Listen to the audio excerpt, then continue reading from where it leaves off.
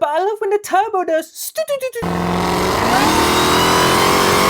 Ever wondered why one of the most powerful cars in the world uses 4 turbochargers instead of 4 superchargers? It's because at the top of the food chain, efficiency is more important than ego. Day 43 of learning cars, let's properly talk about the superchargers.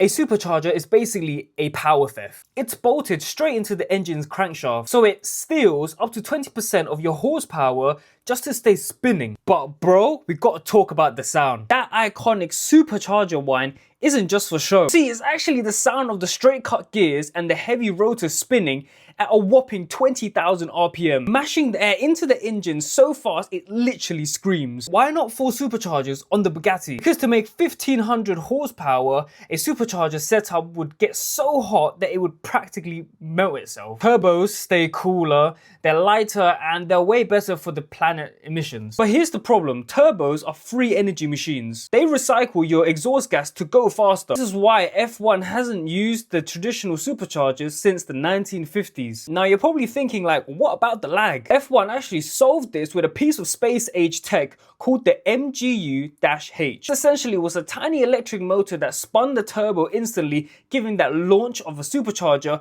with an efficiency of a turbo. But here's another plot twist. The MGU-H was so complex and expensive that F1 literally just killed it for the 2026 season. This piece of tech was a masterpiece, but it was too hard for new brands like Audi and Ford to build. In 2026, they're switching the focus to the MGU-K, which harvests the energy from braking, and essentially tripling its power to 350 kilowatts to make up for the loss.